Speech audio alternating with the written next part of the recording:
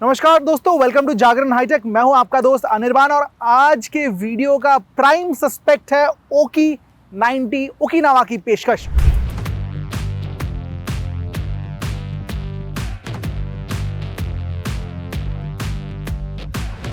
अब देखिए, media reports की सुनेंगे, न्यूज़ रिपोर्ट्स की सुनेंगे तो ये एक चाइनीज स्कूटर का कॉपी है। मैं इस पे कोई भी रिमार्क नहीं पास करना चाहता क्योंकि लोग इसे सराह रहे हैं, पसंद कर रहे हैं। कीमत 1,21,000 रुपए।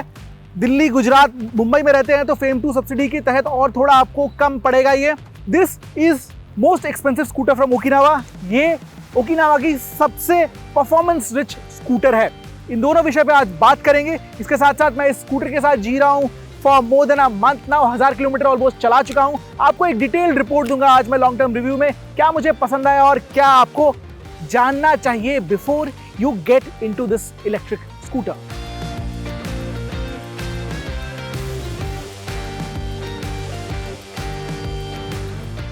मेरी हाइट है 5 फुट 7 इंच और ऐसे स्कूटर के बीचों बीच बैठने की एक बड़ी वजह है। आपको मैं दिखाना चाहता हूं कि ये स्कूटर एक्चुअली में बहुत बड़ी है। व्हील्स देखिए, कोई मोटरसाइकिल से कम नहीं है। 16 इंच के व्हील्स दिए गए हैं। जो इसका सीट हाइट है, कंपनी का दावा 900 मिलीमीटर, मुझे लग रहा है ऑलमोस्ट 850 होना चाहिए, बट चौड़ी सीट है, लंबी सीट है, दो लोग बहुत आराम से बैठेंगे। पीछे जो पैनियर दिया गया है इसमें भी आप अच्छा खासा एरिया देख सकते हैं। यहाँ पे आप लगेज बांध के कैरी कर सकते हैं। जो ओवरऑल स्कूटर की वजन है वो थोड़ी सी कम है, अराउंड 100 किलो, लेकिन व्हील बेस जो है वो एक क्रूजर मोटरसाइकिल की तरह है। 1500 मिलीमीटर से ज़्यादा, मतलब जब आप टर्निंग शार्प कट्स लेते हैं तो आपको थोड़ा सा ज़्यादा कैलकुलेटिव होना पड़ेगा। आप फुर्तीले स्कूटर की तरह निकल नहीं सकते, थोड़ी प्लानिंग की यहाँ पे ज़रूरत पड़ेगी। अगर मोटर की बात करें तो यहाँ पे जो मोटर दिया गया है ये 3.8 किलोवाट पीक पावर वाला मोटर है। एक्सेलरेशन ऑफ द लाइन बहुत स्ट्रांग नहीं, आपको पीछे की तरफ धकेल नहीं देगा। जो बैटरी इसके साथ जोड़ा गया है 3.6 किलोवाट आवर का बैटरी पैक, ये स्पेशल है क्योंकि कंपनी क्लेम कर रही है 160 kilometre against 1 full charge.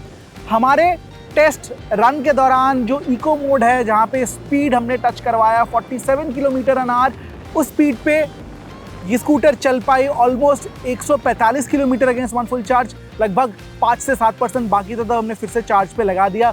And अगर अब इसे आप पावर मोड या स्पोर्ट्स मोड में चलाते हैं, जहां स्पीड हमने टच किया अराउंड 81 किलोमीटर एन आवर, वहां पे जो रेंज मिला हमको that is around 105, which I think is good. अगर आप कॉम्पिटिशन के साथ चेक करें, ओला से लगभग ये, ओला S1 Pro से लगभग ये 18-20 हज़ार रुपये कम है। ऑल्सो iQube से भी ये सस्ती है, एथर के ऑलमोस्ट कॉम्पिटिटिव है।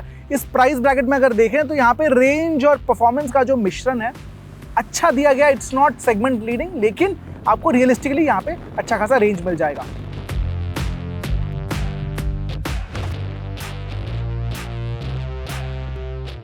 बूट स्पेस और बिल्ड क्वालिटी को लेके बात कर लेते हैं, क्योंकि यहाँ पे बहुत सारी अजीबोगरीब दिलचस्प चीज़ें आपके सामने आएंगी। जो इसका इंजन का स्विच दिया गया, इसी से आप बूट स्पेस एक्सेस कर सकते हैं। बूट स्पेस जो है ये सेगमेंट में सबसे बड़ा है। इनफैक्ट इलेक्ट्रिक स्कूटर मार्केट में देखें तो 40 लीटर का बूट स्पेस कोई नहीं देता। यहाँ पे आप चार्जर देख सकते हैं और कुछ बेसिक से एलिमेंट्स भी दिए गए हैं, जैसे कि अगर गाड़ी कहीं फंस जाती है तो आप बेसिक चीज़ें खोल के देख सकते हैं। अब ये जो बूट स्पेस है, यहाँ पे एक बड़ा हेलमेट प्लेस हो जाएगा, लेकिन दूसरी चीज़ें नहीं प्लेस कर सकते। वजह है इसकी स्वैपेबल बैटरी। इस स्वैपेबल बैटरी को आप घर ले जाके चार्ज कर सकते हैं। एक तो ये पूरा का पूरा निकल आता है, या फिर सामने दिया गया एक स्विच बोर्ड दिया गया यहाँ पे, यहाँ से भी आप चार्ज कर सकते हैं। लेकिन ये जो बैटरी है, oh man, this is heavy.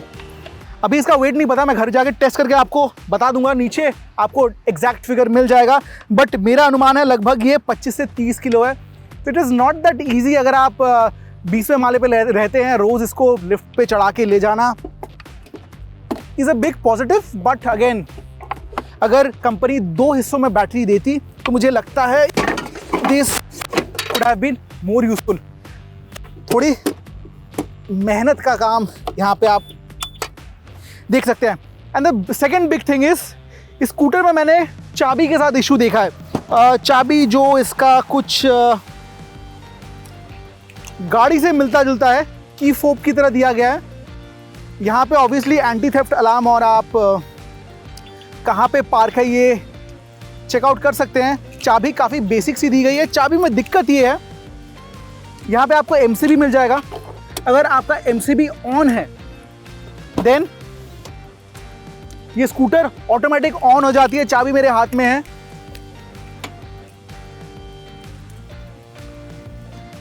देखिए स्कूटर चलना शुरू। So this is an issue.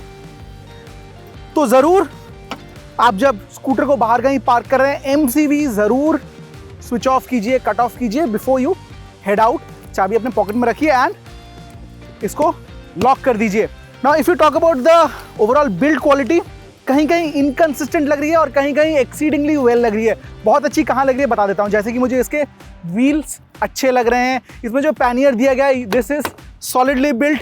यहाँ पे अगर आप सामने प्रोफाइल की ओर देखते हैं, अच्छे खासे एलिमेंट्स दिए गए हैं। ओकिनावा का स्पेशल जो इसका लोगो आता है वैसा हेडलाइट दिया गया है। सामने DRL आप देख सकते हैं, डबल DRL दिए गए हैं। लेकिन अगर आप पेंट फिनिश की ओर देखें, लेकिन अगर आप डिजिटल इंस्ट्रूमेंटेशन की ओर देखें तो आप कहेंगे सेगमेंट में इससे बेहतर चीज़ें अवेलेबल है। ऑल्सो दिस मिरर ये काफ़ी फ्लिम्जी लग रहा है, मुझे नहीं पता ये क्रोम कितना दिन टिकेगा। ऑल्सो जो इसका ग्लास एरिया है या सफिशिएंट नहीं है पीछे की ओर आते हुए ट्रैफिक को देखने के लिए। यहाँ पे डिजिट्स क्लियर दिख रहे हैं। यहाँ पे फुल डिजिटल इंस्ट्रूमेंटेशन दिया गया है, लेकिन ये कलर्ड नहीं है। टच स्क्रीन की फैसिलिटी नहीं मिलेगी, ना ही आपको म्यूजिक या फिर नेविगेशन मिलेगा। कनेक्टेड स्कूटर है, फीचर्स आप एक्सेस कर सकते हैं थ्रू फोन। कहाँ पे लास्ट पार्क लोकेशन है, हेल्थ क्या है, ये सब चेक कर सकते हैं। अगर यहाँ पे एरिया की बात करें, फ्लोरबोर्ड एरिया बहुत ज़्यादा नहीं है। फ्लोरबोर्ड एरिया में आप छोटे मोटे बैग रख सकते हैं, बट सिलेंडर या पानी का बड़ा बोतल नहीं रख सकते यहाँ पे। ऑल्सो यहाँ पे 2 हुक्स दिए गए हैं और एक कंपार्टमेंट दिया गया है। 2 लीटर का सामान ऊपर यहाँ पे 2 किलो का सामान यहाँ डल सकता है और 5 किलो के सामान यहाँ पे आप टांग सकते हैं। USB चार्जिंग पोर्ट जो है वो अंडर सीट स्टोरेज के नीचे दिया गया है, मुझे नहीं पता कितना प्रैक्टिकल होगा। ऑल्सो कहीं कहीं बिल्ड क्वालिटी में आप इनकंसिस्टेंसी देख सकते हैं, जैसे कि इस हैंडल बार डिज़ाइन में I don't know why is there such a big panel gap. ऐसे पैनल गैप छोटे मोटे आप बहुत जगह देख सकते हैं। So overall I think scooter road presence के मामले में सही है, लेकिन क्वालिटी इश्यूज आपको कहीं कहीं दिख जाएंगे।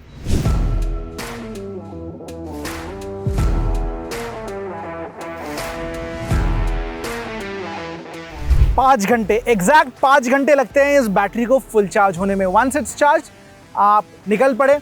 अगर आप लेडीज़ हैं या फिर आपकी हाइट थोड़ी सी कम है, दिक्कतें पैदा होंगी।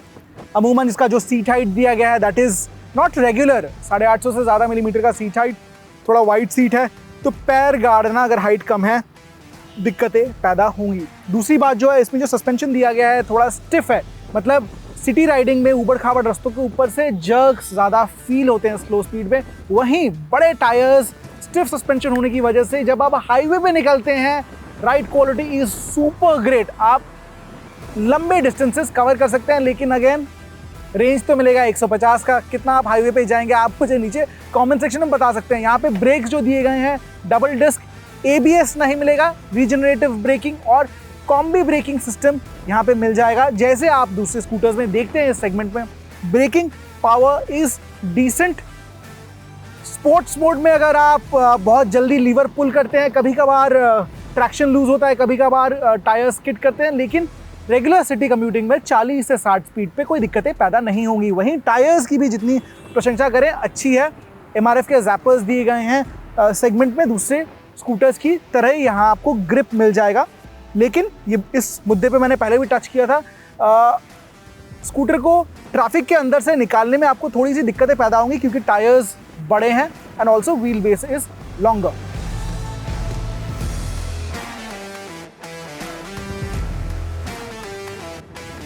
तो ये तो थी मेरी राय ऑन द ओकिनावा ओकी 90। क्या कुछ अच्छा लगा? रोड प्रेजेंस के मामले में इट इज़ गुड, डोमिनेटिंग है। परफॉर्मेंस और बैटरी का जो मिश्रण है आपको अच्छा खासा मिलेगा। जो इसमें कंफर्ट आपको मिलेगा that is good. Highway road manners is decent. क्या पसंद नहीं आ रहा है? पसंद मुझे नहीं आ रहा है। इसकी बिल्ड क्वालिटी कहीं कहीं इनकंसिस्टेंट है। अगर अर्गोनॉमिक्स की बात करें, सबके लिए इज़ नॉट सूटेड।